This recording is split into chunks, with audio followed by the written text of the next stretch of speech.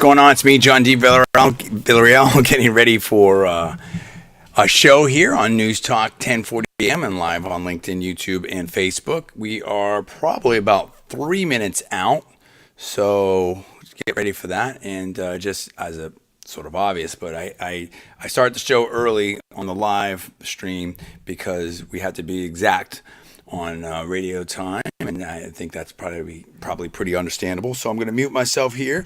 We're, like I said, about 2 minutes out. Big show today. Obviously, a lot of news. So we're going to try to sort through it and take your comments and calls if you choose to participate that way. All right. We'll be right back.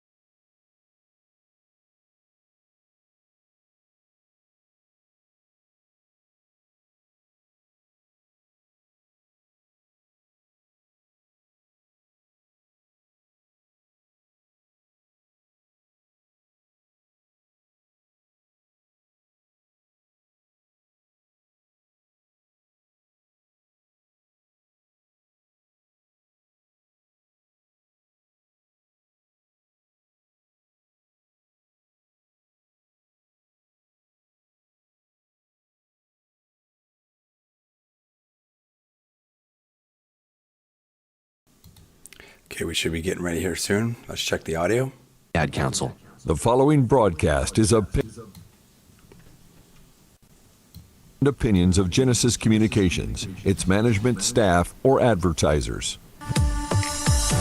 Welcome to the John Villarreal Show. Now, here's John. What's going on, Newstalk 1040am audience out there? It's me, John D. Villarreal, right here on Monday, October 9th, 2023. Tremendous amount of news, some of it very tragic out there in the world. We are going to address it. We'll take your calls and comments. If you want to call in, it's 727-587-1040.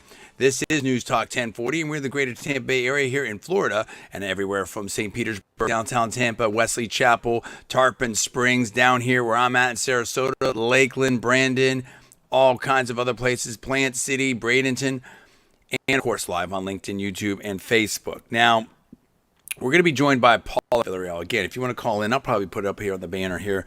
The number is 727-587-1040. We're going to talk about what's going on over there in the Middle East. Obviously, there's a lot of news. We're going to talk about that. Those of you who may or may not know, my wife's actually Israeli and an American citizen. So I have we did talk to family recently. I do have a very personal connection with this. I have a personal story about flying over to Israel. One of my connections on LinkedIn is over in Israel right now. Obviously Florida and Floridians and Tampa Bay listeners, you know, this is very personal. This is very, we have a lot of connections here, obviously in Florida. There's no question about it. We're gonna talk about that. I no less than Danny Danon, the Israeli Knesset. I interviewed him years ago over at, I believe we're in, I think it's West Palm Beach or Fort Lauderdale. Those videos are up. That video is up. So I definitely had a long connection. I've been a long time, obviously, supporter of Israel, a supporter of Netanyahu, but it is, as many things, very complicated over there. And there's a lot of people of, good intention that have different opinions. and it is a terribly complicated situation. We will discuss that. I've been working a lot today. I will be go back to work later tonight, so I haven't been super focused on the news because it is constant. I mean, I always am, but it is constantly evolving. And so to that point, why don't we get up to speed with the news of it? I do know that there are some, American casualties. There are a lot of Israeli casualties. I'm sure there's, this is a very, very serious situation. Let's bring in Paula Villarreal to get us up to speed on the actual news aspect of this, Paul. Yeah, hi, 1040 audience, excuse me, my throat's a little off there. So what we know right now, this current conflict began on this past Saturday. So it started on Saturday the 7th. So we're now in day 3 of it. And what I'm aware of, you mentioned American casualties. Apparently, the total number of casualties on both sides together is in the 4 digits. So that's kind of what we're talking about here, the scale of what we're dealing with here. It's a very serious thing. Yeah, it's staggering. As far as Americans that I've heard, I think the number right now is 9. That's the last that I heard of. Unfortunately, that could rise. I mean, this is obviously a very fluid situation. Now, Prime Minister Netanyahu and the state of Israel has formally declared that they are in a state of war. That's the first time that has happened since 1973. Again, gives you a sense of how grave the situation really is. What happened, the beginning of this started in the Gaza Strip, which is in the southwest of Israel, and I believe there was an incursion from Gaza into Israel in the south of Israel, and that's where it began. And I think that it's developed from there, and Netanyahu addressed the nation tonight. He's, as you would imagine, he's known as a very strong leader and determined, and he was basically reassuring the nation and kind of saying, "Look, we're fighting for our existence, and we're going to do what we need to do," type of a thing. And I know that I think he has said previously about this that this could take weeks, could take longer than that. So look, it's just a terrible situation for everybody, and it's just we hope for the best. We absolutely hope for the best. There's no doubt about it. It is a terrible situation. It is a terribly complicated situation. And there's a couple things I've thought about it. And Paul and I talked about it before the show. And I'll lay out a few things as quickly as possible. And I'd love to hear from the 1040 audience here. And again, you can call me at 727-587-1040. Or, of course, our audience online, LinkedIn, Facebook and YouTube, and talking about LinkedIn, just the business connections. I've got a lot of connections there in the tech space, venture capital space, a lot of professionals over there. There's obviously a tremendous amount of trade and development. They call Israel, startup nation, and rightfully so. And that area has been just booming. Under President Trump, we had the Abraham Accords, and you had exchanges between. In fact, I hope I'm not gonna. My wife might come in here and tell me that I better watch out what I'm saying or something. I don't know. So I may be edited at any time with my wife, and I definitely respect that and understand that. But I think one of her extended family is doing business over in Dubai now and has schools, and there's this huge potential and opportunity there, and just such a phenomenal, fantastic. I'm trying to say two things at once. Place. And just such promise and living it out.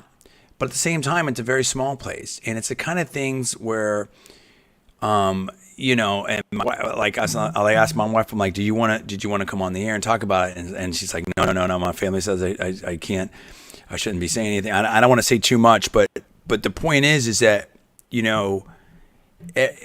everyone, I take her cue, right? Everyone has, a lot of people have very strong, passionate feelings about it, and here America was, and not to get religious or anything like that, but was founded on Judeo-Christian values. I think that's historically accurate. Right? I don't think we're not trying to promote anything, right? We're just talking about what historically has been.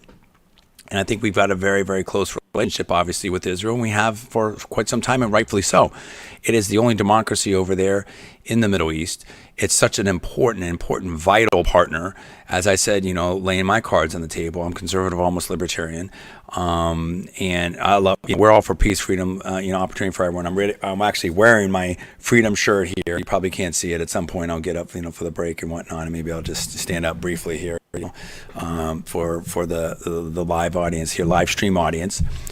And if my wife Salma feels that way, then that kind of about in terms of feeling a little bit more circumscribed, if you will, or just being very careful with what she says or doesn't say, then that kind of tells me a lot. It also tells me when I have conversations with her, and about this, Paul, that there's very complicated feelings. She's absolutely super proud to be an Israeli, right? And I don't want to get too far into this, and I don't want to make it too personal, but I think it's important to put the personal story out there just to give some context before we dive into the policy and the news and the now and sort of our thoughts on that.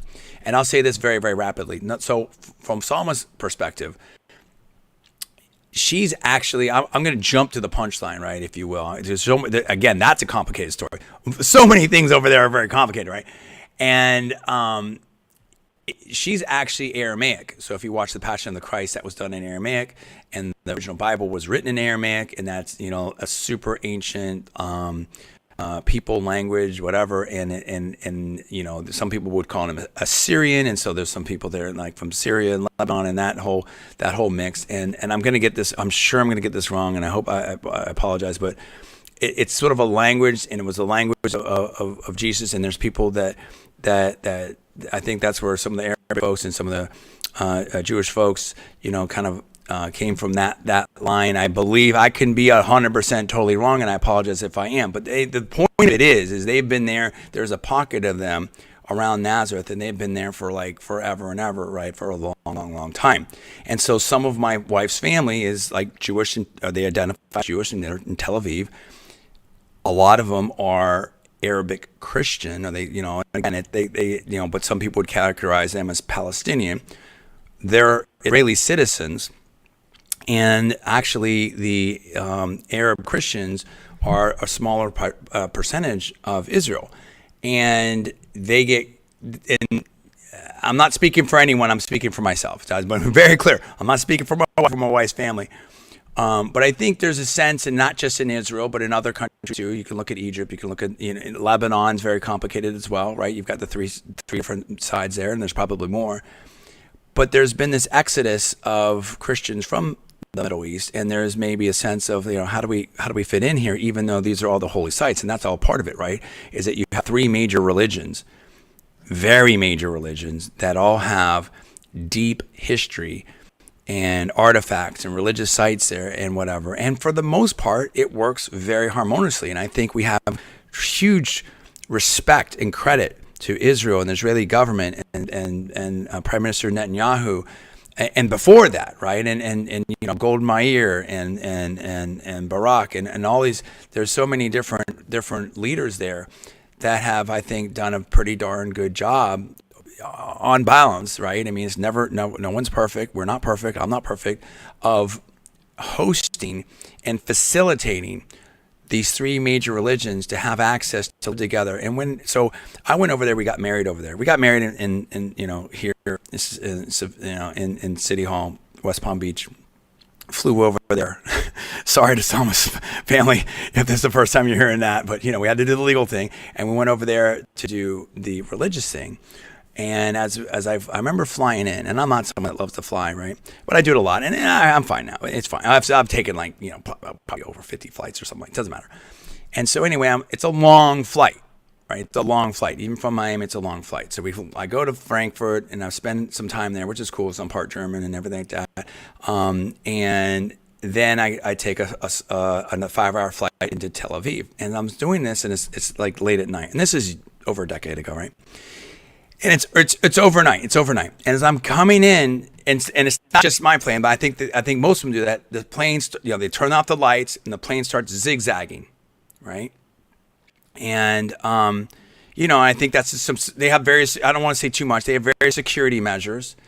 And and that's what you're dealing with. And so it's funny because like we went to school in Baltimore at Johns Hopkins University, and I had to kind of keep my wife, kind of appraise her of just awareness of security when you are in an urban environment or a big city or whatever. And it could be any big city, right? New York City, Oakland, whatever, Miami, it doesn't matter, right? Houston, I've been in all those cities, right? But the security situation there in Israel is very, very different, right? Obviously, but it's maybe not obvious to an American if you've been there. So I land there, and we're getting ready, and I'm tired, I'm exhausted, because I was all, it was a 15-hour flight. It was probably 30 hours of total travel or somewhere like that. I don't know, 20 to 30, a lot. And it's probably 3 a.m, right? And, I had heard from Miami, like, hey, put a lock in your baggage, isn't that? Well, guess what? They took that off in Israel. I just got this new luggage. That was all ruined. Okay, fine. And they were very nice. And it actually, they were, very gracious people. Had a great interaction there with the Israeli airport and their people, and very, very kind and very helpful and patient and explaining things. And that was fantastic. But that was right around the time where, unfortunately, not totally dissimilar, they had taken, let me rephrase that. When some extremists, right, Palestinian extremists, had taken and captured and killed, not known at the time, but they were missing 3 Israeli children or teenagers or something like that. I don't remember all the specifics. And as we go through these checkpoints, there's Israeli soldiers there with automatic weapons at the airport, of course. And as we start, and they're doing a countrywide search for them. And Israel's a small country. I think someone said, and I maybe get this wrong, it's like the size of Rhode Island or something like that.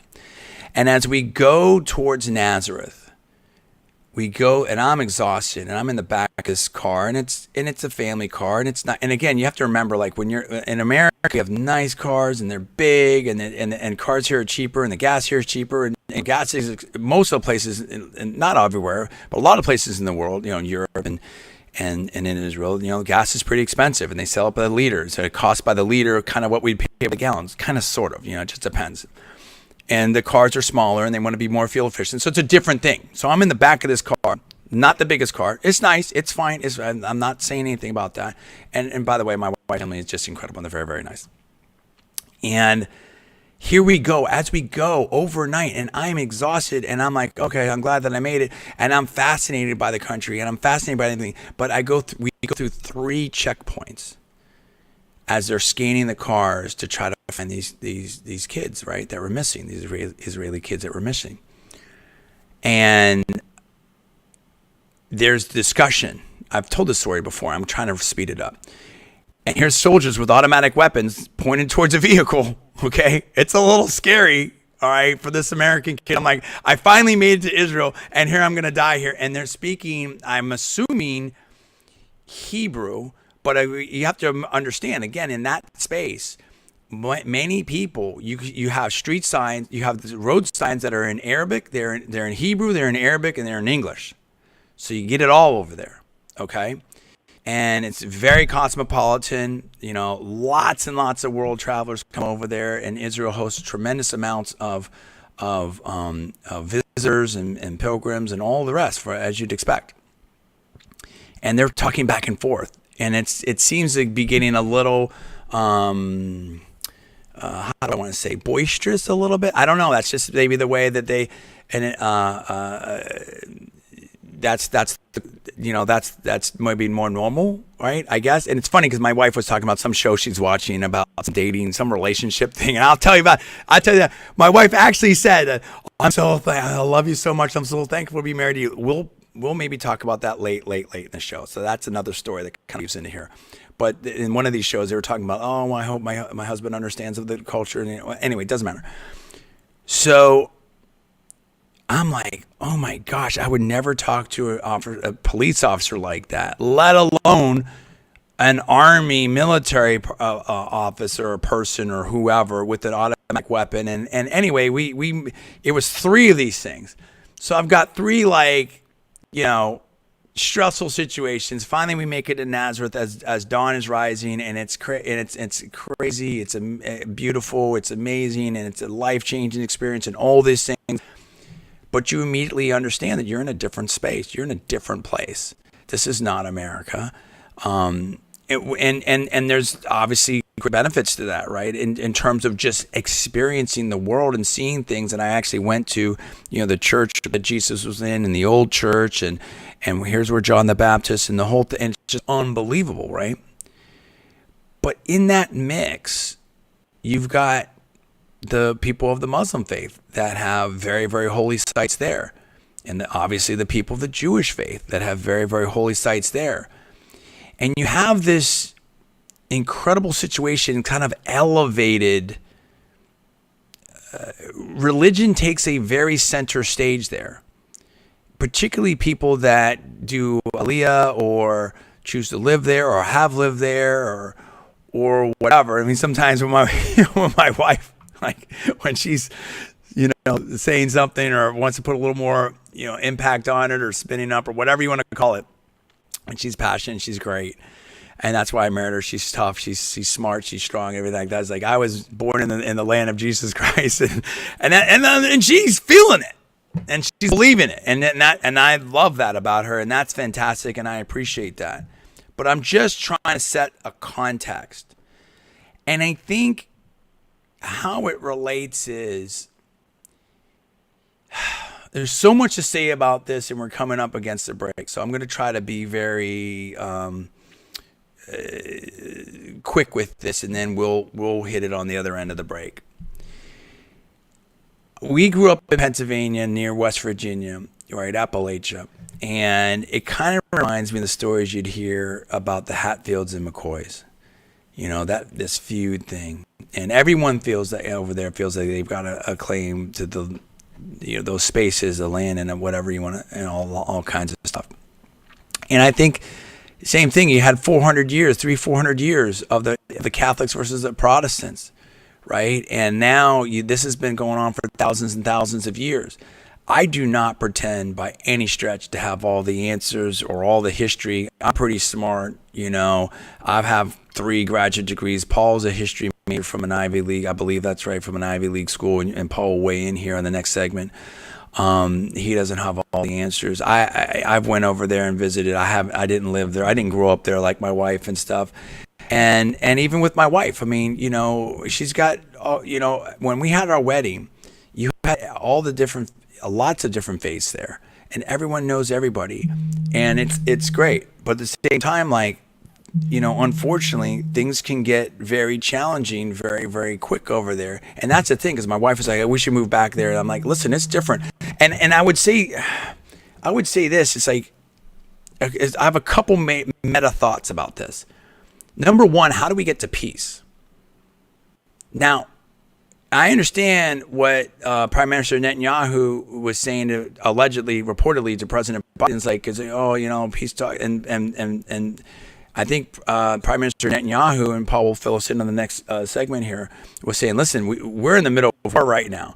This is just insane what happened. This is shocking and atrocious and has to be condemned by the world community in the absolute strongest terms. And what happens is, here we talk about whataboutism. Over there, you constantly get this. Let me rephrase this. I think a lot of times when people talk about things over there, you have this whataboutism. Well, this and that happened, that, and it was because of this, and it's justified because of this. It's like Hatfields. It's never ending. I don't pretend to know who did what when. I do know that this happened now. I do know that Israel is a sovereign country, our best ally in that. I do know that we have to stand absolutely shoulder to shoulder with them and back them up 1,000%. 1,000%. At the same time, we have to find a way for everybody to live together in harmony and in dignity with opportunity and all that. And I do know that it's a very difficult situation, and it has to call upon all of us to make the complex a little more simple and to understand that we're all human beings. I saw something, I'm going to be very careful about what I say here, but it was a post about, look at this, we're up against the break. Listen, we're going to keep talking about this. I think it's important to set the table here on this, and I think it'll help us get framework. And I look forward to your comments. You're listening to John D. Villarreal Radio Show here on Newstalk 1040am, live on LinkedIn, YouTube, and Facebook. We'll be right back. Stay with us. Give me 5-6 minutes, and I'll see you soon.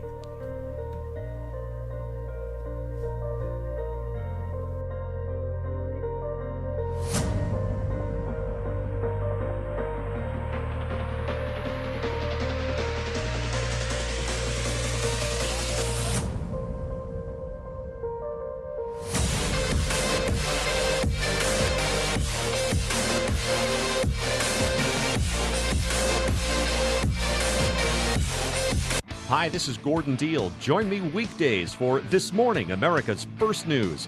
Hear the stories you'll be talking about and searching for all day as we go beyond the headlines and above the chatter with your first look at breaking news, money, Washington politics, technology, entertainment, entrepreneurship, and sports. We explain why stories matter. The news and information you need to know. Weekday morning 6 to 8 with Gordon Deal on Newstalk 1040 WHBO. USA News Update. A fierce conflict continues between Israel and the Palestinian militant group Hamas following coordinated attacks launched over the weekend.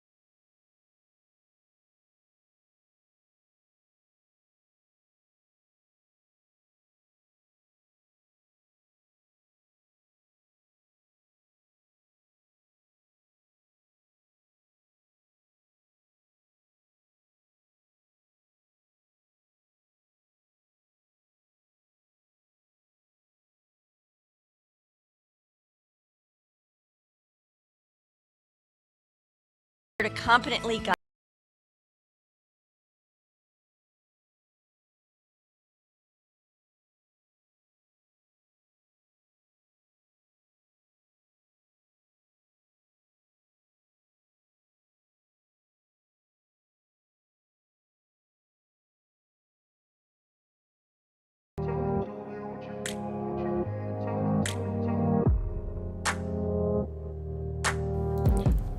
What's up, everybody? It's me, John D. Villarreal, here on the John D. Villarreal Show on October the 9th, 2023.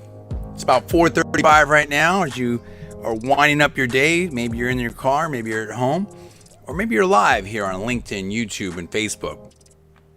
Big news. Let me bring you up to speed on some of the headlines off of Fox News. And I'm gonna edit some of these headlines. Quote, Netanyahu says Hamas made a mistake of historic proportions. Headline, Blinken deletes tweet calling for ceasefire in Israel after backlash. That kind of goes back to what I was saying. I want to lay out a little more background here as we're talking about. We're also joined by Paul Villarreal on the phone. If you want to call the program right now, you can call me at 727-587-1040. You can also give me comments live on YouTube. And let me say this. I think one of the things that my wife says, and she says, I don't want to say too much. I want to be on the air, whatever. But she did say that, in her opinion, the problem started with the Arab Spring. And we're going to get to that. We'll get to our policy now, President Trump, looking at President Biden's foreign policy, President Trump's foreign policy, President Obama's foreign policy, okay? Now, one of the things I was trying to say is, and I'm going to be very careful about this too, but just talking with my wife about when I was over there and talking to people. And I would ask about years ago, obviously, when we were over there, like, well, should we live there? Should we live here? Should we live both places? What about the security situation? And that, granted, this is over a decade ago, but just talking to my wife, I think, and I don't mean this in any kind of negative way, I think there was a level of confidence in the Israeli military and the security there. And understandably so, I get it. But I had an uneasiness to it. Not in any way of criticism at all, but just in terms of the military, the IDF's amazing, and Mossad, and all these, just world renowned. Okay. But here's the problem. And there's two problems. One has always been there. Israel is a very small country that is surrounded, unfortunately, by, some other countries and some other regimes that may not always be as favorable to Israel, right? That was the 67 war. The second problem is that the weapons have gotten better and better. And it's just asymmetric, right? So now, 150 years ago, am I getting the numbers right now? Let's say 100, 150, 130, people would, maybe you had, one person could do the scope was relatively limited. Would you have like you didn't even have any kind of automatic, type of situations, right? Now one person can do it with the right material. Unfortunately, can be a big problem. It's asymmetric. So the situation that Israel's living in, I mean, it's just, even now with America, we were protected by two huge oceans. Is that enough now? The other thing that I've noticed too is that you used to have more of an organized situation in the Arafat days and things like that, if you will. Now these tactics are looking a lot more like, ISIS or other stuff. Paul was talking about like some of these, some of this hardware. Is it coming from Iran? Is it coming from Afghanistan? And we left a lot of stuff there. And that exit, what happened? What was that all about? How would you leave all that military hardware from America there? Is it coming from Ukraine? The world, unfortunately, is having, and so, it seems very backwards. That goes to our foreign policy, and I'm jumping ahead. I don't mean that to relate to what I previously said. I mean that to relate to what I'm about to say. Okay, so I want to be clear about that. As my mind works in a little bit different ways, and so you have this theory, this dialogue of oppressed oppressor. I think this is why that has, and unfortunately, the Democratic Party has gone way too far left, in my opinion. Big chunks of it, not all of it. This is a day where I think we need more healing and light, not heat. So I do not want to add to that in any way. I want to cool things out and try to think about this very calmly as we move forward. And that is this. It's like, if you look at Governor Whitmer, Secretary Blinken, others, I think they're having a hard time talking about this. And I'm going to bring in Paul here in 1 second. Because I think, unfortunately, the Democratic Party, and maybe this is one of the legacies of President Obama, there becomes this dialogue of oppressed oppressor. And you start seeing a lot of things in that. I'm not accusing anybody. I'm just saying just timing wise. You have BLM and the Squad and Ilhan Omar and all this type of stuff, and you start seeing the world in that way. It's this almost this critical theory, this Marxist dialogue, and it's,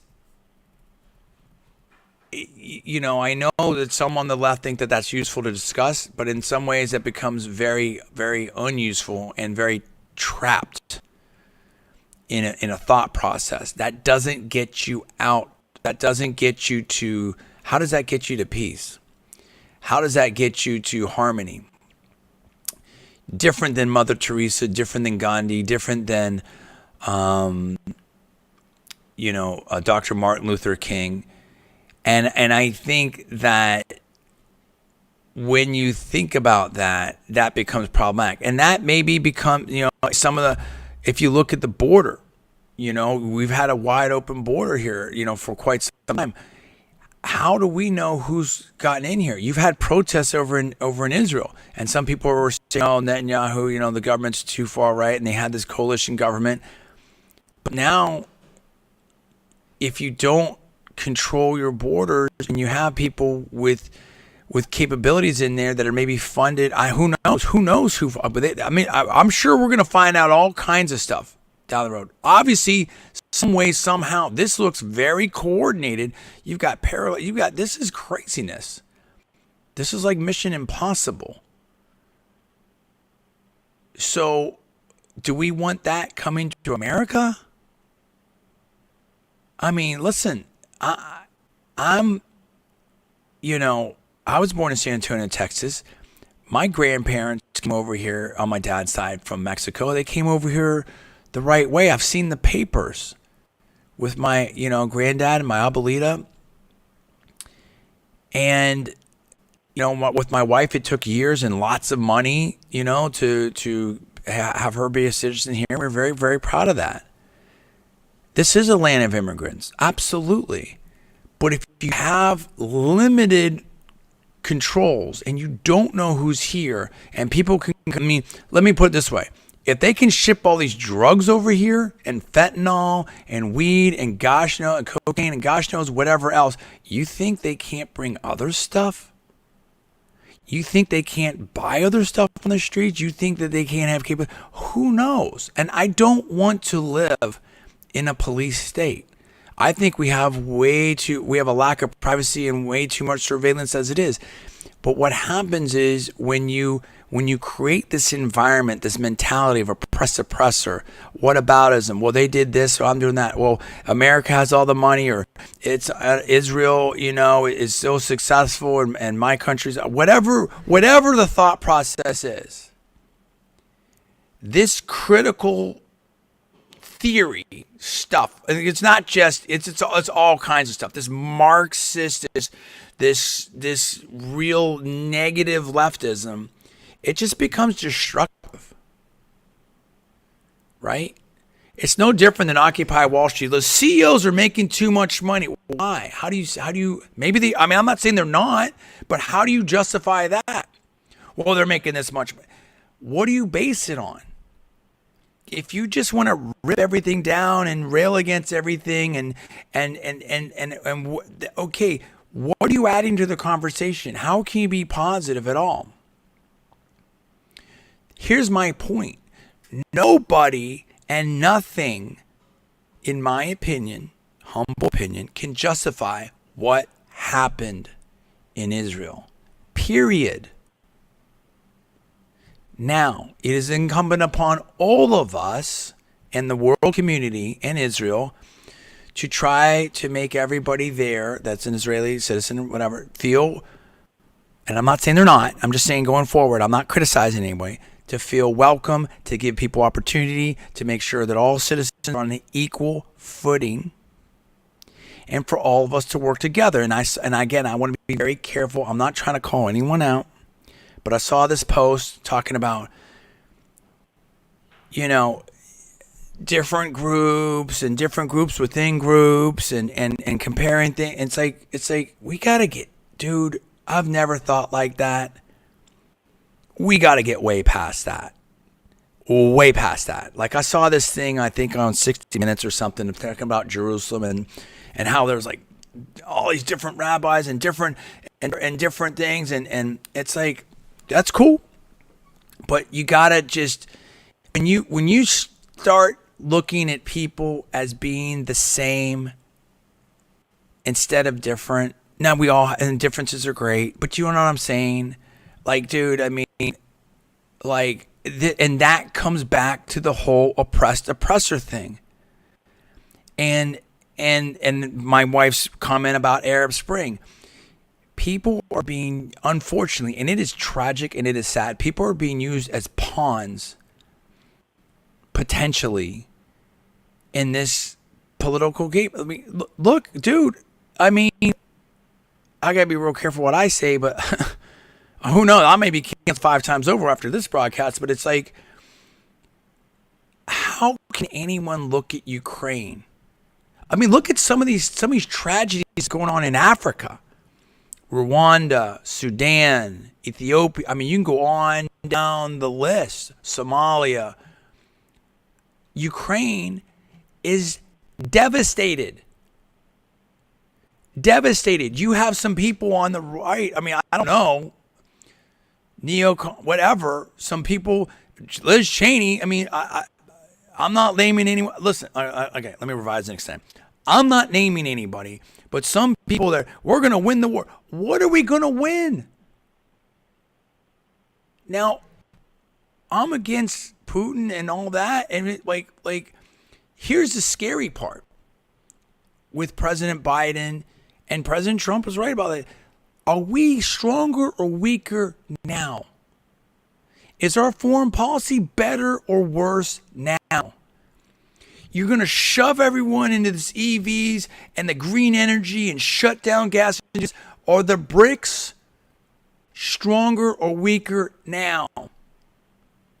They've got money now because energy prices are up. We have to get real. This is what I've always said, a 50% solution, and that's a metaphor for a lot of things. That's the metaphor for this stuff too, is not 100% solution. You can't just be like, hey, I'm not going to deal with half the country, a third of the country, half the consumers, 70% of the voters, whatever that it is. That's not smart. Now, Paul, you've been super patient. I want to bring you in here for your comments and update on the news. Correct me or if I made mistakes. And I'll say this right now to the LinkedIn, YouTube, Facebook audience, News Talk 1040 audience. If I've made any mistakes or I misstepped, overstepped, I apologize for that, right? I'm doing the best I can. I'm trying to give you, I have an obligation to you, the good people of the ownership of this station and the management of this station gave me a show. I have an obligation to be honest and give you the best, intelligent, entertaining, and compelling talk show that I can. But I keep it real and authentic. I'm not going to play a character. I'm not going to do a shtick. Of course, I'm entertaining and stuff like that. Like I don't do that. That's not me. So I've done the best I can. This is a super complicated issue. I think some of those, I am a super genius. I do have a lot of degrees. I have been over there. I think people like myself and others, they have way more expertise, need to step up.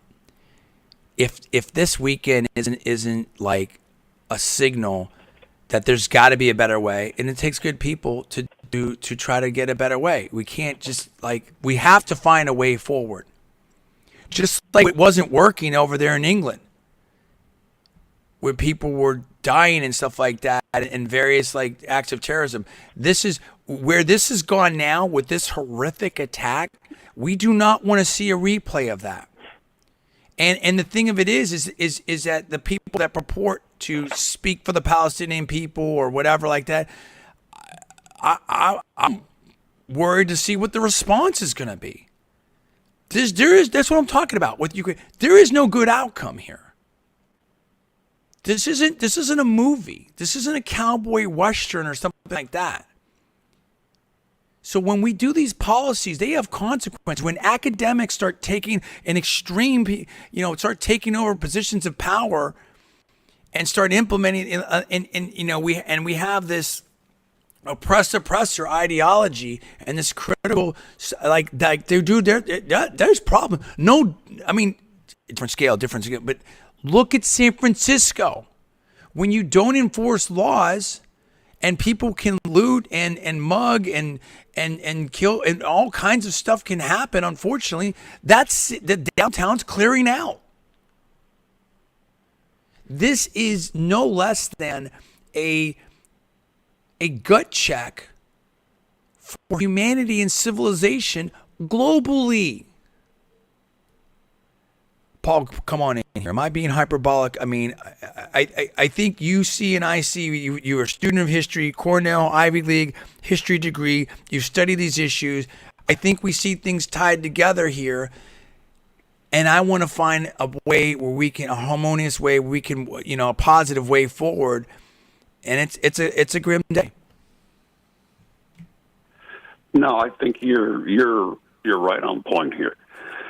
I will say this, and critical theory is sometimes it's different than, but it's often related to what's known as anti-colonialism, which is kind of, we oppose colonization, and of course we want to kind of get beyond it and heal from it and so forth, which is great, which is good.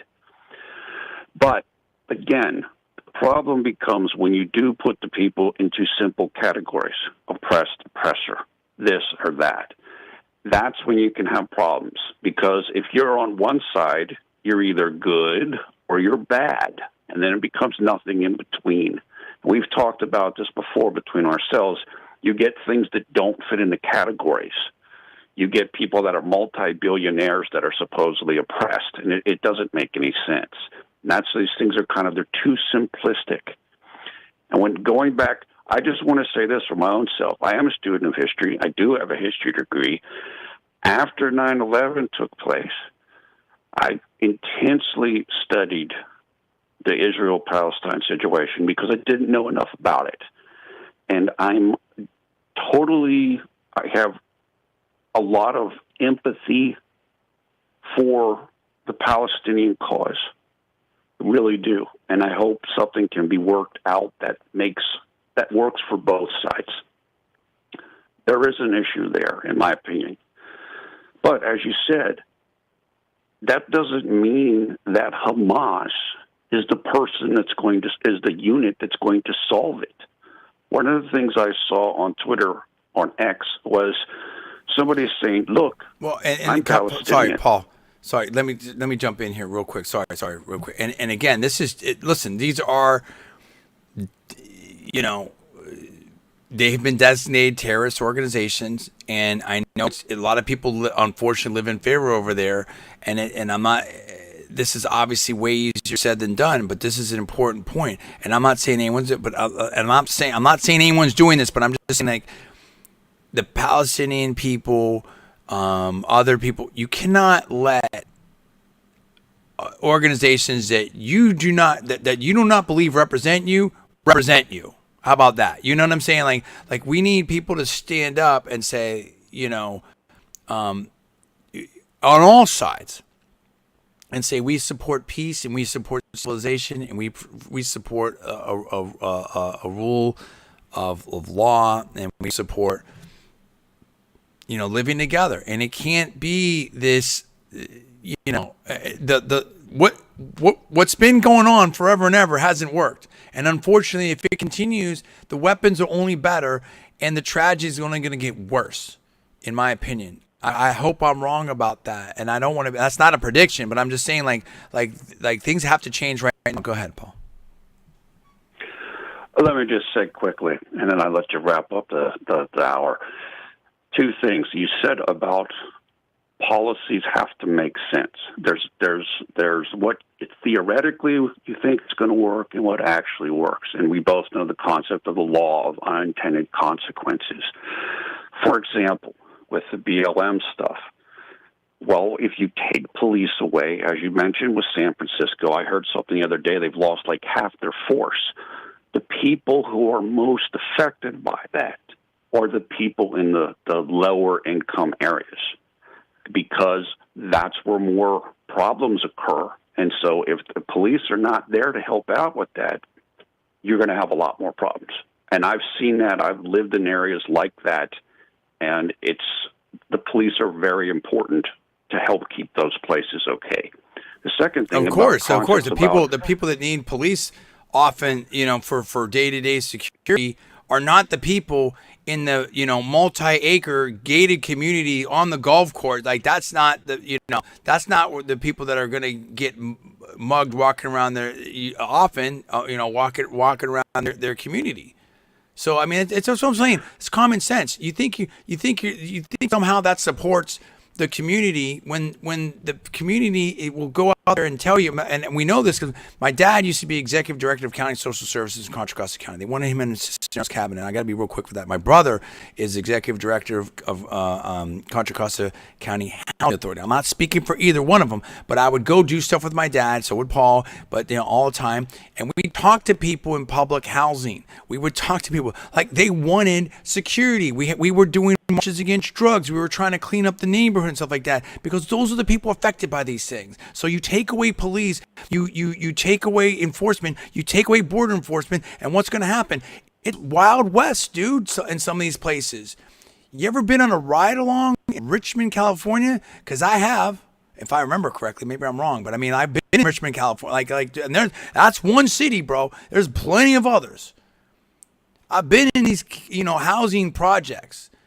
And now you've got this fentanyl, all this stuff coming over here. It may sound great up in the ivory tower when you're hanging out in St. Bart's and you're on your boat and stuff like that, and you're debating things, and you may seem cool and you're down with the cause, but you're not dealing with the frontline cause of it. And here's the problem with Israel. And going back to this, and Paul, I'll let you lead out, then I'll obviously set it up, but I'll let you talk more in the next segment. Israel's on the front line of everything in the Middle East. There is no pause button over there. That's why, I mean, at the end of the day, dude, you have to support Israel 1,000%. I support Benjamin Netanyahu, Prime Minister Netanyahu. He was in the military, dude. I mean, that is the only democracy over there. I want Israel to do better, but that is they are last in line, dude, of any kind of criticism, in my opinion. They need our support right now more than ever. and we all need to come together and work together. It's a super important issue, super important show right here. I hope I'm doing a good job, and I appreciate you, Paul Villarreal, and I appreciate you, News Talk 1040 audience. Stay with me. This is the 5 o'clock hour coming up. We'll be back around 5:06. John D. Villarreal Radio Show here on News Talk 1040 AM.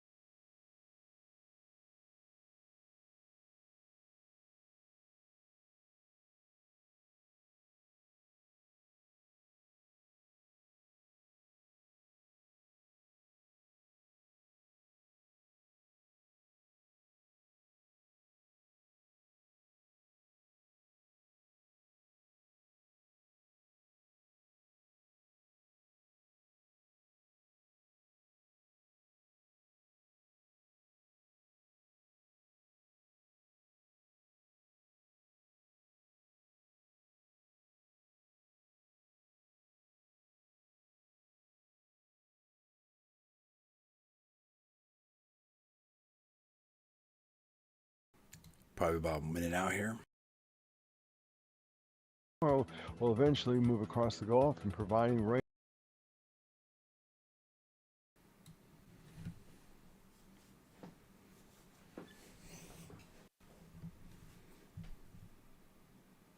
Award-winning.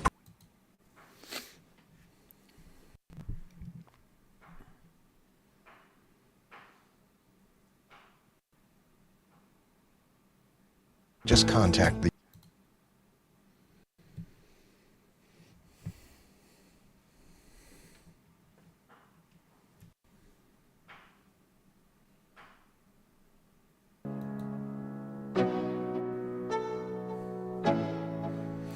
What's up, ladies and gentlemen? Hey, everybody out there in the Newstalk 1040am radio station listening zone and live on LinkedIn, YouTube, and Facebook. I'm John D. Villarreal. You're listening to the John D. Villarreal radio show here and live stream show everywhere from Sarasota, Clearwater, Tarpon Springs, St. Pete, Lakeland, all over the place. And, of course, globally on LinkedIn, YouTube, and Facebook. We're talking about news events. We're talking about global events. A lot of tough news out there right now, and we're getting the perspective. We're getting Paul's perspective. Paul at Villarreal is a history major from Cornell University. I laid it out, and here's how you can summarize my thoughts. Pretty easy, right? Is Israel is our ally. We 100,000% support Israel, right? 100%, right? Of course, Israel can do better. And Israel has suggestions as for us as allies. We have suggestions for them as allies. I think we were in a better spot. I don't like people. Here's the other thing. I don't like people trying to, make political points out of things like this. I do think that when there's things that are appropriate to point out, then there's things that are appropriate to point out, and there's times where you have to reflect and say, okay, well, maybe this works better than that, right? And I think that to me, it's relatively obvious that the policies and the disposition and sort of the geopolitical playing field, if you will, and results, if you will, were so much better under President Trump with the Abraham Accords than what we're seeing under President Obama with the Arab Spring and under President Biden right now. You look at Afghanistan, you look at Ukraine, you look at this situation, and not just, it's not that we're responsible for Israel's security, although we are a very close partner and we should certainly be helping them. There's no question about it. But at the same time, you look at, I just think that, I know it's simplistic, but I think that when you add it all up, there's a little something, and I don't want to be political about it. But you look at, the disposition under President Trump, and you look at where we're at now. Now, sometimes that's bad timing, whatever like that. But when you have enough of these incidents that are kind of stacking up, it's not looking super great. I think that President Biden we can improve here.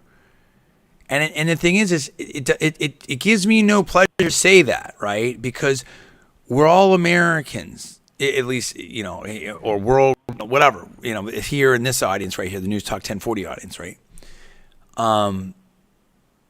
And you want to see your president do well, and you want to see your country do well, and you want to see your allies do well, and you want to support them. The other thing that I would caution is you see a lot of people and maybe it's because I have, personal connections to this, but you see some people on the right, and they're like, oh yeah, it's just super. So let's go. Let's, super kind of real hawkish and, a million, super pro-Israel. And that's great. I'm pro-Israel. You can't get more pro-Israel than me. I married an Israeli, okay? So I may move to Israel at some point. Who knows? Or have two places or, I don't know. It depends on what my wife wanted to do. I mean, I love America. Obviously, I'm wearing my America, super proud, patriotic, all that. But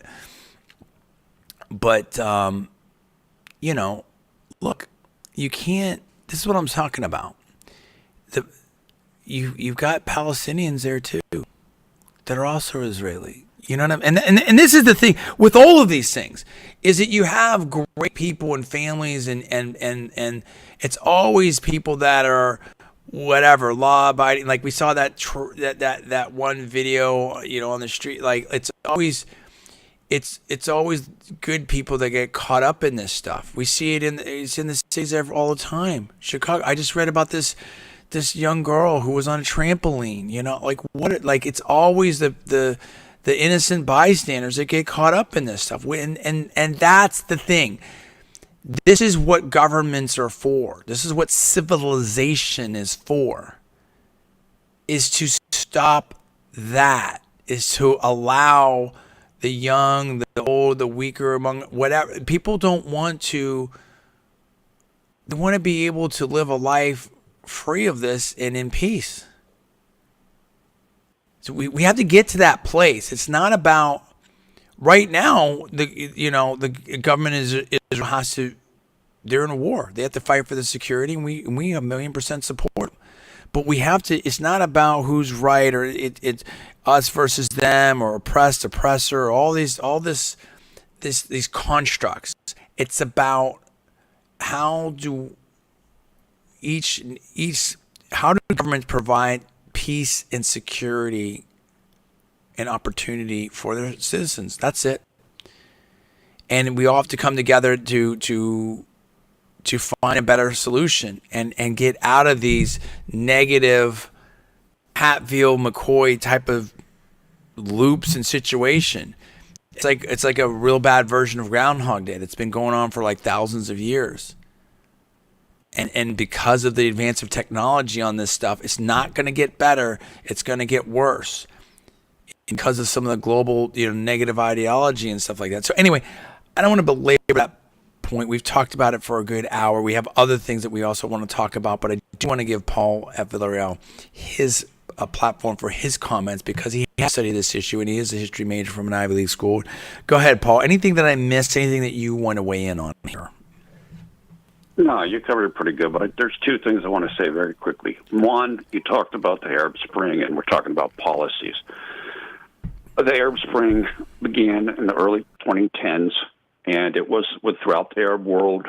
Certain of the countries, people maybe did protest or uprisings against harsh governments and this type of a thing, and it was in different places.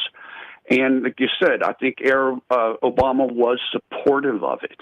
And maybe some places, I think at least in one place, maybe Tunisia, I think it did work out.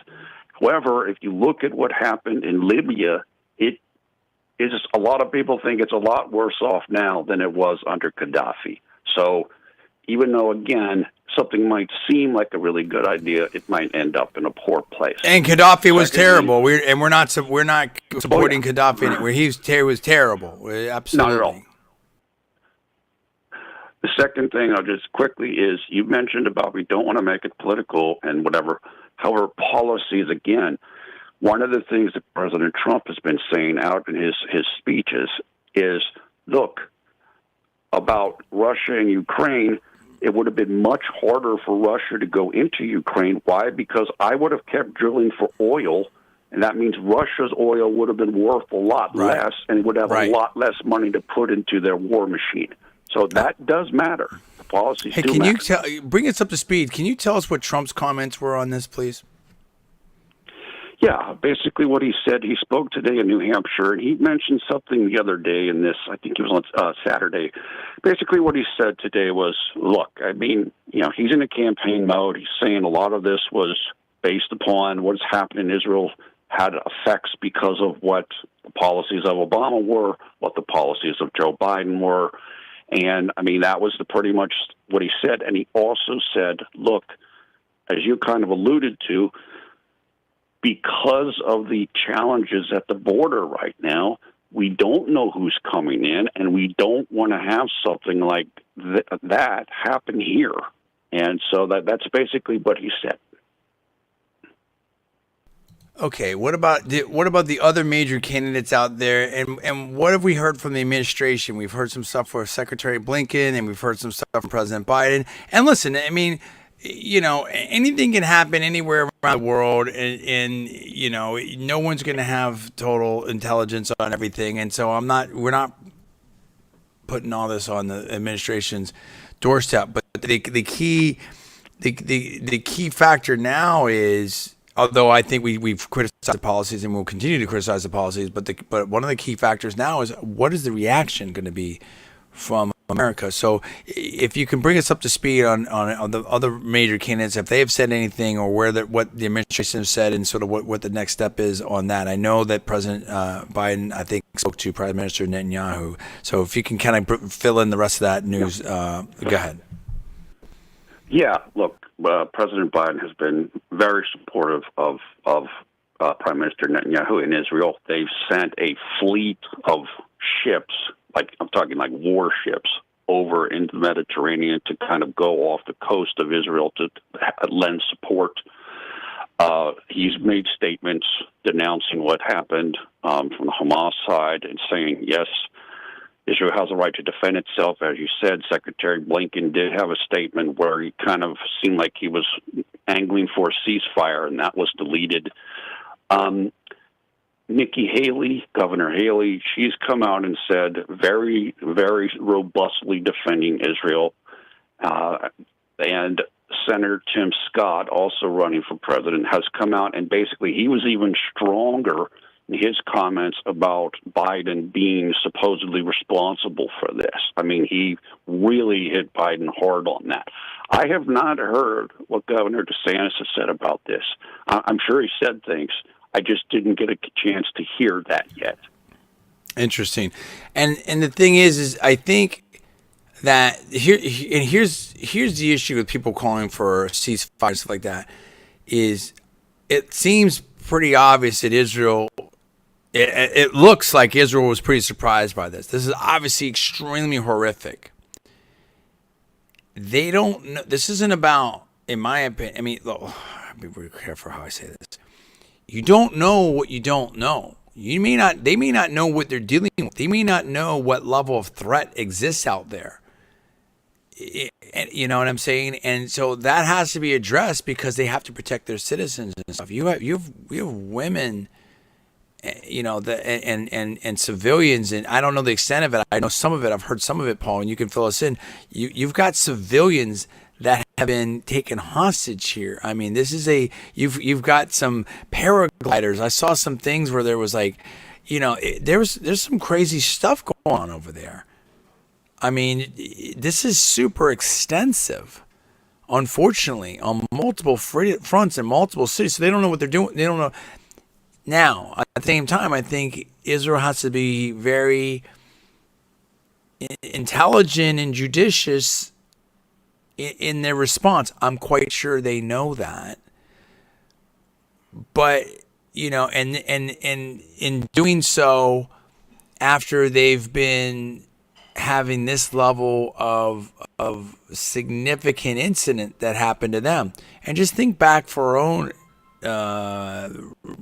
remembrance, if you will, what the feeling was like here after 9/11 as President, you know, Bush with the bullhorn and everything, and went over to Afghanistan.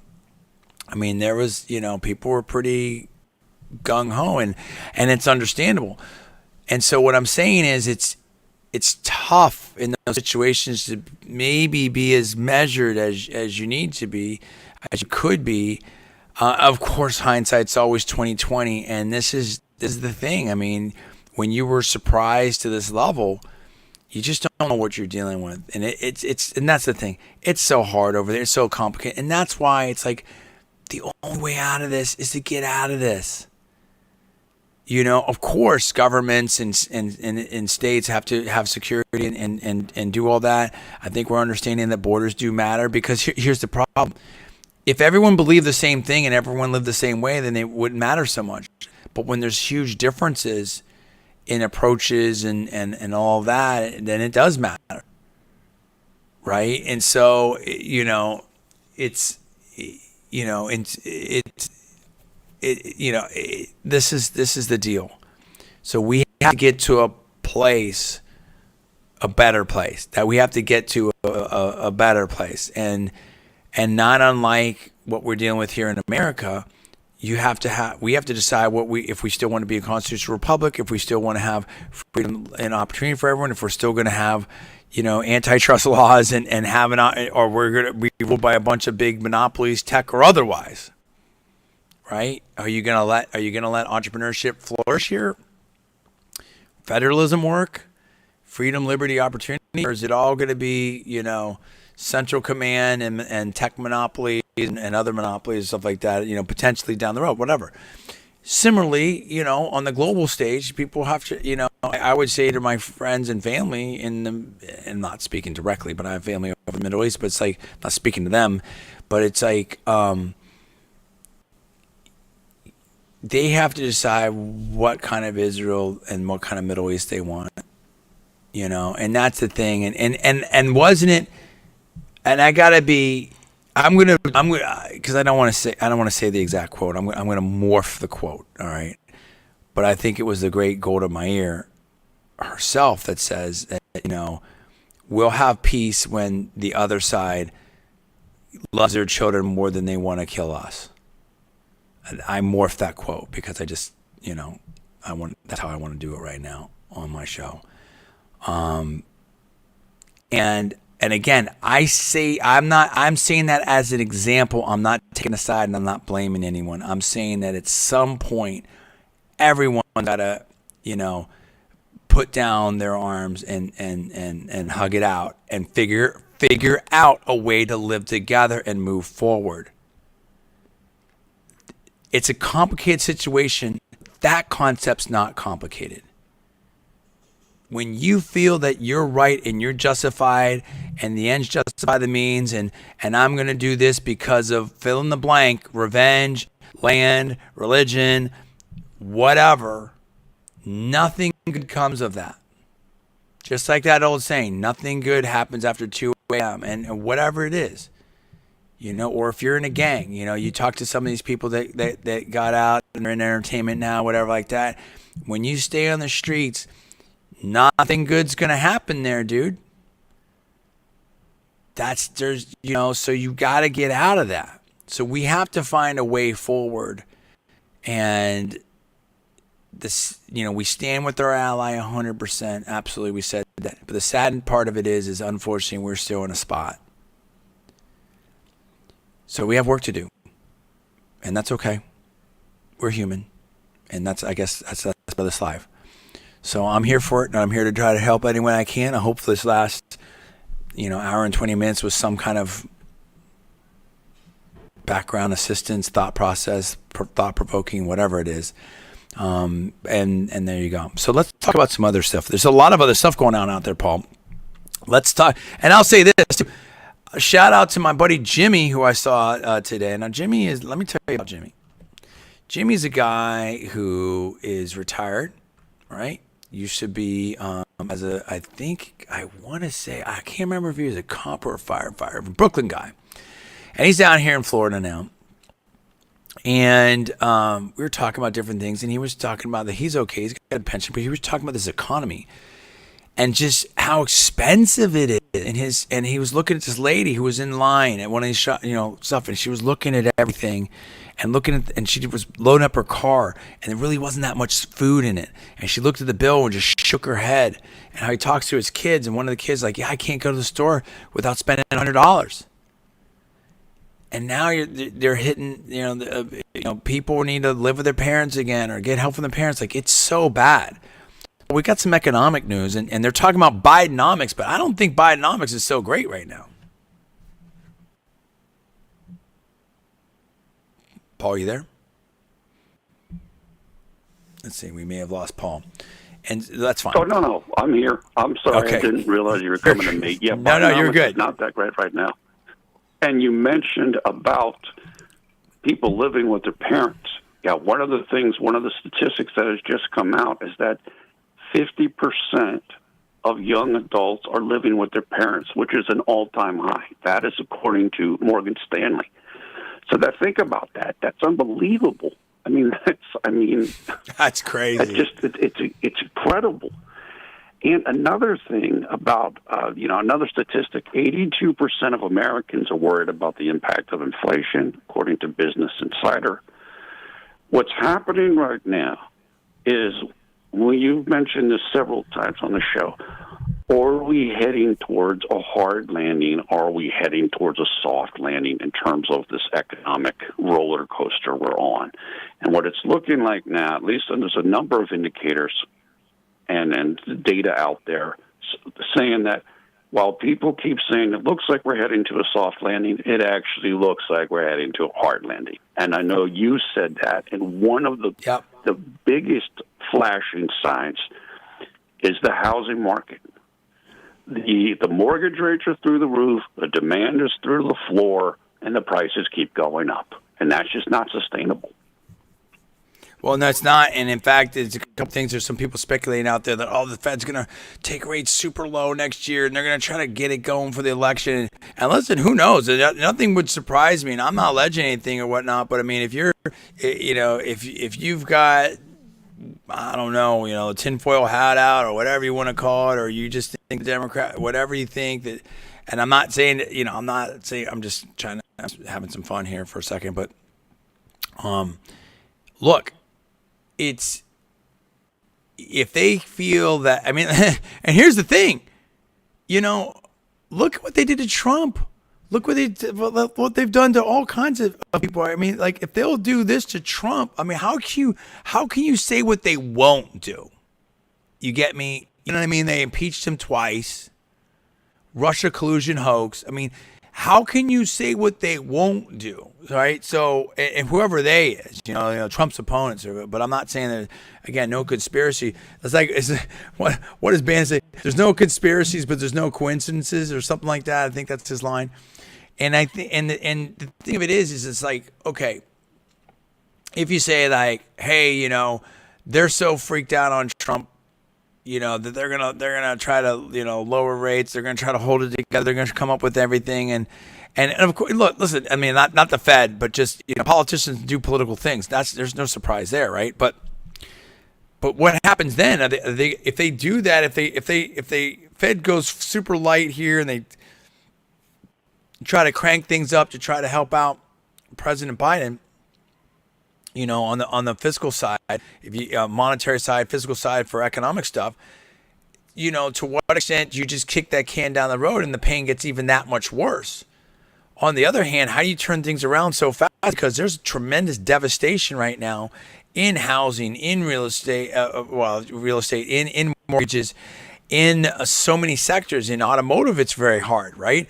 And like my wife and I, and not to get personal again, but we're looking, we got student loans, stuff like that, and we thought, we're doing this thing, and they said, oh, it's just, and again, without getting specific into us, but there's the save plan, and there's this plan, and it's not going to be so bad, and we thought we were going to pay X, and now it's like, oh, it's a lot more, like it's a lot more than that. I mean, and the thing is, thank goodness, hopefully, let me put it this way.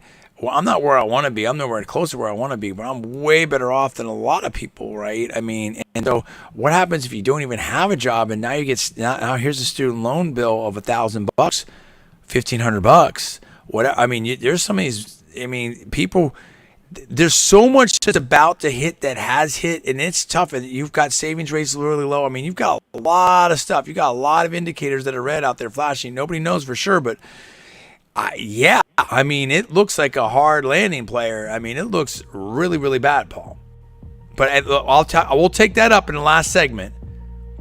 We're going to talk about everything else. We had serious stuff that we had to talk about the first hour and 20 minutes. So we're going to come back and load it up again and talk about, we're going to wrap it all up in 30 minutes, 5:30 right now here on Newstalk 1040 AM. You're listening to John D. Villarreal Radio Show. We'll see you back in about 5 minutes.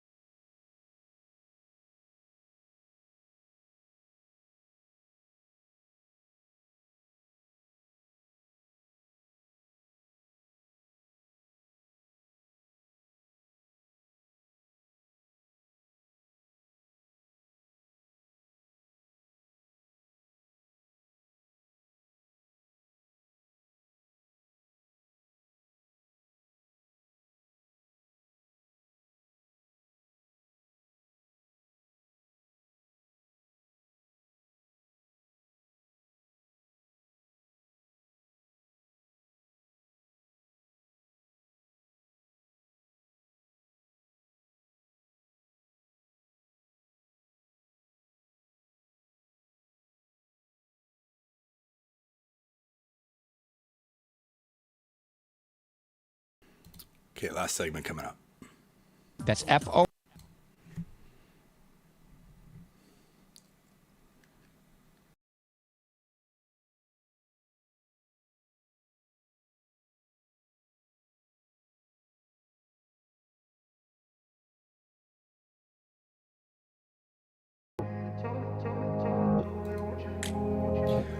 What's going on, Newstalk 1040 AM audience? Me, D. Villarreal, right here on Newstalk 1040. We're talking to everybody here in the greater Tampa Bay area. Downtown, St. Pete, Clearwater, Tarpon Springs, Sarasota, Bradenton, everywhere. And live on LinkedIn, YouTube, and Facebook. We've been talking about a lot of stuff, a lot of things going on in Israel over there. We're talking about global events. We're talking about the economy. We're talking about politics. So much stuff going on over here. Paul, I think it's going to be a hard landing. I think it's going to get really rough. I think it's going to get tough. I think that in real estate and a lot of these asset classes, commercial real estate, there's so many different things going on. I mean, I think I saw something about, and I don't have time to talk about this, so I'll throw that a little bit on the table here. There was a tech conference here in Orlando, not too far. I think Wired Magazine, talked about this, and there was a tech conference for, I guess, ostensibly for women or something like that. It's the biggest, women in tech gathering. I don't know all of it. I'm not trying to misspeak here. I'm just paraphrasing, in my opinion, sort of what I thought I read, and it was like there's a lot of men that went there and stuff. And when the organizers said things about the spaces, I don't know. I'll refer to that stuff to go look at it and check it out. But, part of it, like I think some other reports, was like I think there's been 400 or 600,000 tech layoffs. A lot of people were over here and they were over here on work visas, or maybe their families are another. And like, dude, things are getting really, really tough. And there's a lot of different aspects. I can't do that story justice right now. I'm just very highly glossing over it, extremely highly, as a way to talk about the economy. Tech used to be the safe sector that you used to be able to make. There were some, cush jobs in tech, and, jobs we really didn't have to do that much. Remote, you're getting paid 150, 200, 250. Those days are pretty gone, right? If not gone for, maybe for good. And now you've got people that were laid off, and people are, it's very, very tough out there. And that goes back to, okay, I'll save some of those other conversations for another day, for another show, because there's just a lot more I'm going to have to develop there. And I just don't have time for it right now, as I want to get into some of this other stuff. So, okay, Paul, I think it's going to be a hard landing. Do I think that would I be surprised if maybe some policies that try to be more supportive of the Democrats and President Biden? No, but I don't know how eventually when you do all these things, it's no different than the EVs and the UAW. When you turn off, oil and gas production and gas prices rise, and you start pushing this EV agenda and everything's going to be electric by 20 whatever, fill in the blank. At some point when you do these policies, and they're kind of these academic extreme policies, then you're going to have consequences there. At some point, it doesn't make sense. If it doesn't work, it doesn't work. Period. End of story. So I do think that this economy it's in trouble now, and it could get a lot worse. We have to get back to work. This is the bottom line. It's not left, right. We have to get back to work. Everybody. I'm not saying it has to be a return to office, whatever. I think there's all kinds of different ways to work. What I'm saying is that you can't have, I'm not going to hire you because you're conservative, or, you're not for this woke cause, and, we just want tech for the woke people, or we just want venture capital, or if you're a conservative, you're kicked out of Hollywood, or we're going to cancel you for whatever you said, or whatever that it is.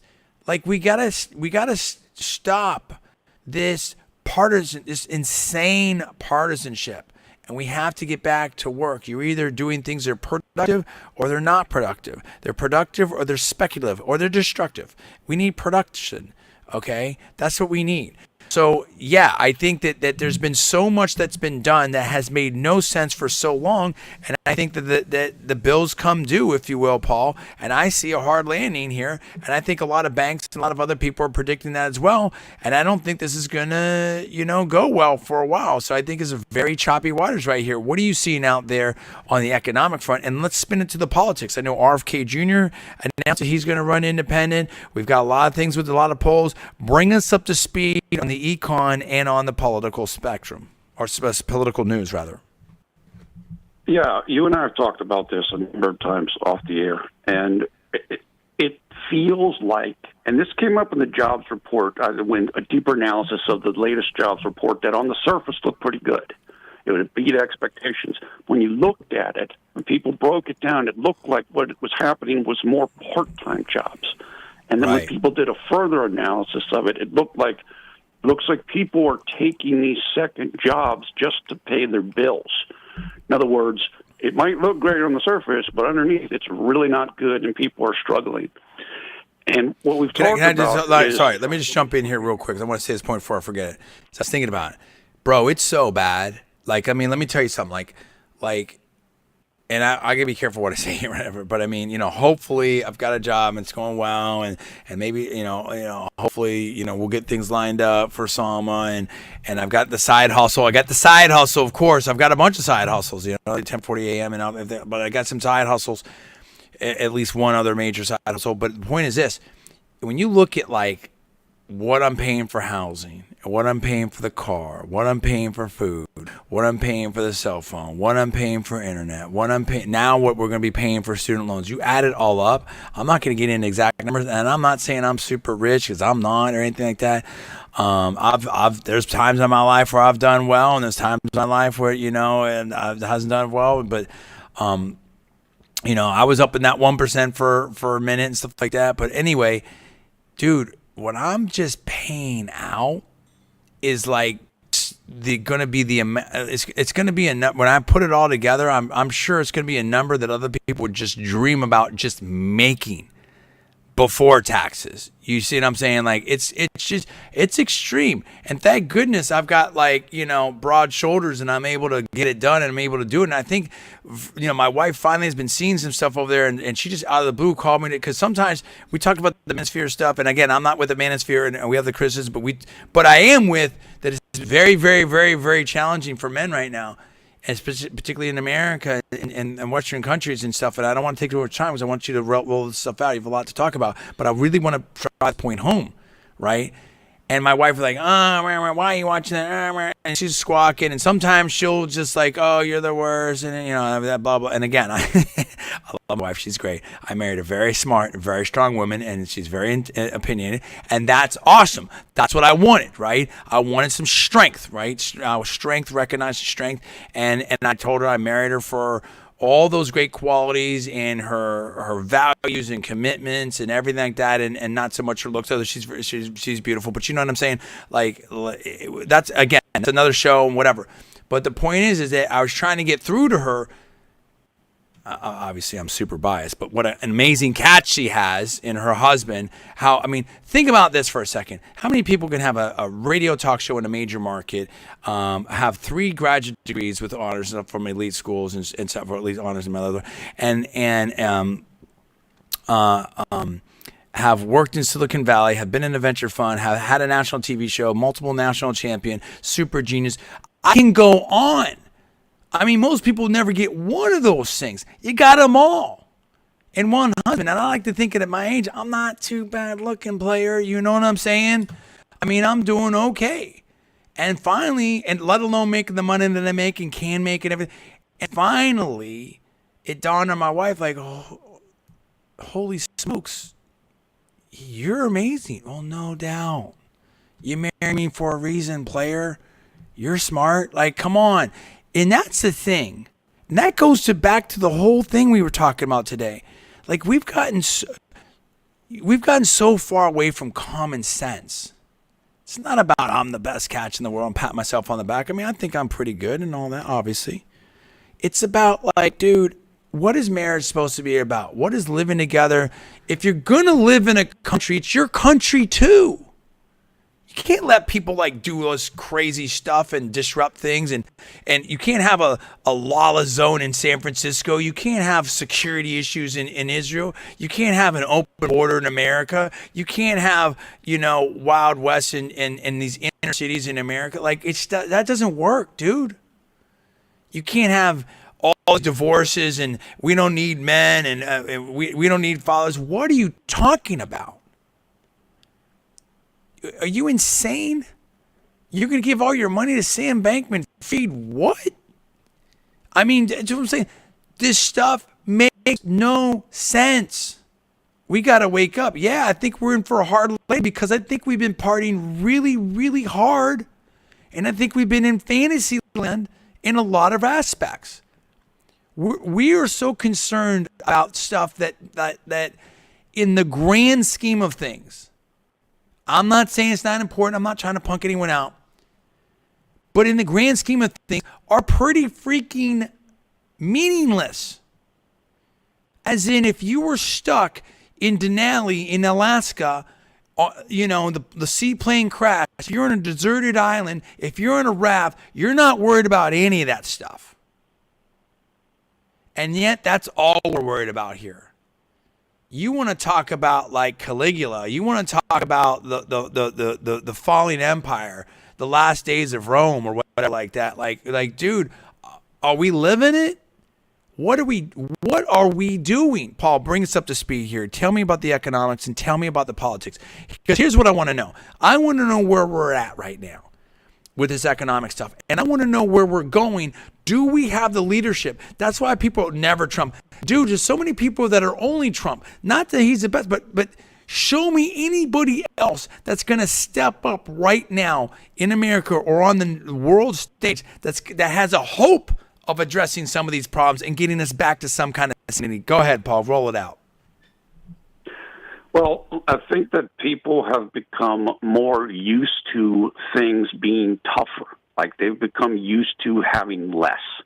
And so maybe somebody that's used to shopping at Publix, now they're shopping at the dollar store. And they're kind of getting used to doing that. And that's not a good thing. I mean, I think some people have adjusted to it, but it isn't a good thing. In terms of the leadership, after this weekend and the stuff in Israel, I have seen a number of people on Twitter who are not Trump fans saying, I wish he was in office right now, and I'm going to vote for him next time, because if he was in there, things would be different right now. Right. Speaking of leadership, and just say two things quickly to cover. We should say this. Speaker Kevin McCarthy is no longer the Speaker of the United States House. And that's its own thing. We'll talk about that more next week. But he has been removed as Speaker, voted out. Yeah, sorry, real quick. Sorry, real quick here. Newstalk 1040 audience. Paul and I did a live stream reaction to that. So you can see that up on YouTube, also on my Facebook and LinkedIn. I had forgotten about that. That did happen in between our shows. Obviously, huge news. I'll let Paul say what he wants to say because I want him to be able to talk right now. But if you want to see our comments and our reaction on that, almost in the same day, you can see that. Go ahead. Yeah, and people can go look at that. And I'll just give a quick overview. Right now, it appears as though the two leading candidates to replace McCarthy are Jim Jordan and Steve Scalise. And President Trump has endorsed Jim Jordan. If you made me pick who I think it's going to be, I think it's going to be Jim Jordan. There's also been rumors or reports or rumors that Kevin McCarthy may actually retire from Congress. And you can kind of see that because where does he go from here? I mean, he became Speaker. Now what? And finally, Matt Gaetz is the person that triggered all this. He kind of was the one driving to get the vote and the motion to vacate the chair. Are the political knives out for Gaetz? Right. That seems to be like it could be happening. So we're going to have to keep our eye on that. Finally, just one thing, and then I just throw the topic out, then we could just go from there. Today in Philadelphia, my state, RFK Jr. announced his bid as an independent. He's going to run as an independent. He's ditched the Democratic Party, and he's running as an independent. And so it's going to be very interesting to see what happens with that. Who is he going to take votes from? Is he going to take votes from Biden, or is he going to take votes from Trump? And so there's a lot of people thinking about that. And the early thinking and polling looks like overall, like on a national level, we might take a little bit more from Biden, but on a state-to-state level, we might take a little bit more from Trump. The pollster that I referred to a lot on the show, named Richard Barris, who does very good work, said, look, here's how it breaks down in Pennsylvania. If RFK Jr. is not on the ballot, Trump will get about 12% of the Democrat vote would cross over for him. But if RFK is on the ballot, Trump's only going to get 7% of the vote. Well, that's a big difference. I mean, that could be, that could be a decisive margin. So, as you would expect, when news of that is coming out, the Trump people aren't happy. And I will say this, there's a lot of positions that he has taken in the past that aren't going to work well here. He's been against fracking. He's been against coal. He's been against the NRA. There's a number of things that will give him problems here. But I don't think it's a coincidence that he announced here. And people are wondering, what is his motivation? I mean, obviously he's not going to win. So what is he doing? Is he doing this to help the Democrats? Is he doing it to just get more attention to himself? I don't know. That's an interesting, I don't know the answer to that. It's interesting. It brings me back to the Ross Perot days and everything like that. The other thing I want to say, and I'm not on a soapbox, and all that, but just, if you're religious or something like that, look, about all this other stuff and everything in the world and the hyperpartisanship and the group think and the groupism and all that type of stuff. It's like, dude, if God loves everybody, why shouldn't you? You know what I'm saying? Like, I mean, I'm so tired of all this oppressor and critical theory and it's just, we got to move past this stuff. This is just so, I mean, some of this stuff, the Marxism, and it's just so toxic, dude. Okay. So look, I think that, let me ask you this. What do you make of Governor Haley, because a lot of people are like, okay, was DeSantis, kind of lowering in the polls and maybe not looking as strong, that the insiders, the GOP and some donors are trying to get behind Governor Haley. Have you heard about that? Do you believe, the polling with her and stuff? And how credible of a challenge to Trump do you think she is? I mean, I just think it's over. I really do. I think barring something just completely cataclysmic, it's over. But I think it's all over but the voting at this point. But go ahead. Yeah, I have heard that. I have heard those thoughts, and apparently her polls have gone up, particularly in New Hampshire and South Carolina, which of course she was the governor of South Carolina. Is she going to defeat Trump in any of those states? No, probably not. But if you are a never Trumper, if you are somebody who wants to stop Trump, then one of the hopes is deny him enough delegates to automatically become the candidate, and then hopefully you get a contested convention. So maybe if she picks off some delegates in a couple states and so on and so forth, that's the thinking. Do I believe that's going to happen? No, I don't think it's going to happen. I think Trump is just clearly outpacing the field. And look, Trump's working harder than anybody else. I mean, he's out doing speeches like every other day. I mean, and so he's not content with his lead. He's going to keep pushing. And look, that's what he should do. I personally think that if he wins Iowa, which, I mean, obviously he's on a trajectory to do that, and it's less than 100 days now, it's over. Because then DeSantis has to win Iowa. That is his strategy. DeSantis, if he beats DeSantis in Iowa, I can't see like Governor Haley being able to overtake him. Let me just say one last thing about what you just said about the religions and stuff. The reason why the Abraham Accords are called the Abraham Accords because those three religions have the same higher power, the God of Abraham. And that's why they're called that. So there is a commonality there, and hopefully people can draw upon that.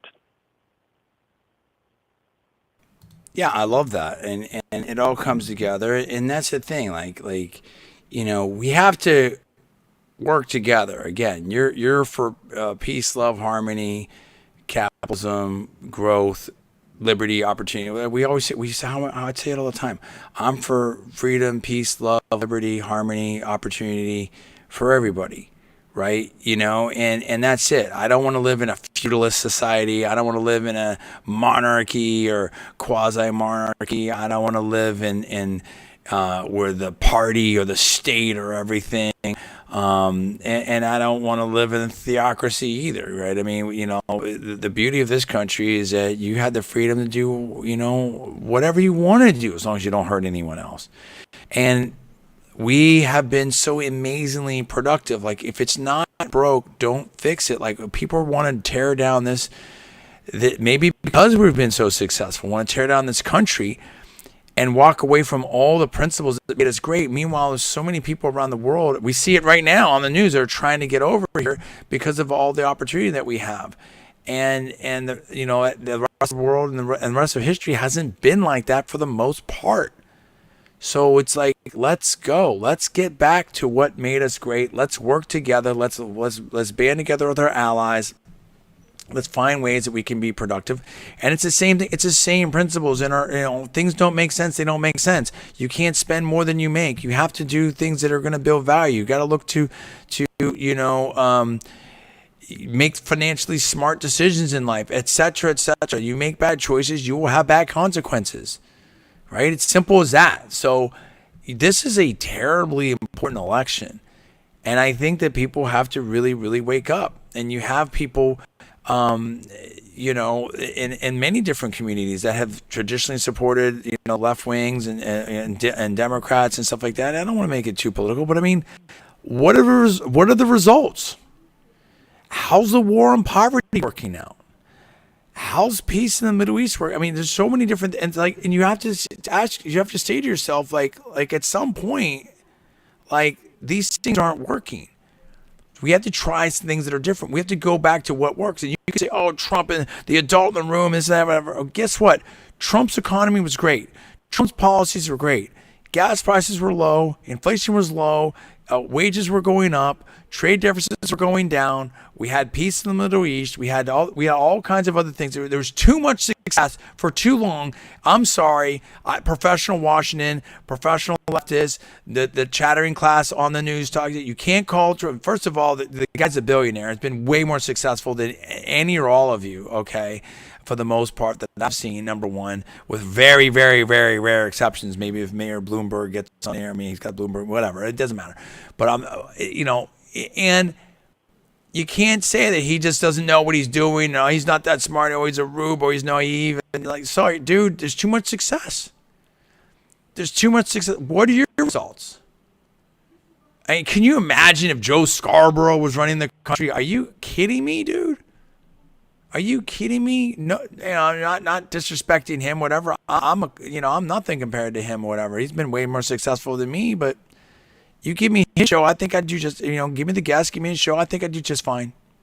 I think I'd crush him. I could be wrong. I'm happy here at Newstalk 1040, and I'm happy with this audience, and I appreciate, the management, ownership, and everyone, and you, the audience, giving me a chance to speak to you about this. There's so many important issues in here, and that's what I'm saying. Like, I may not have the best hair. I don't have much hair left, really, honestly. But so I don't know that I'll make the evening news as an anchor.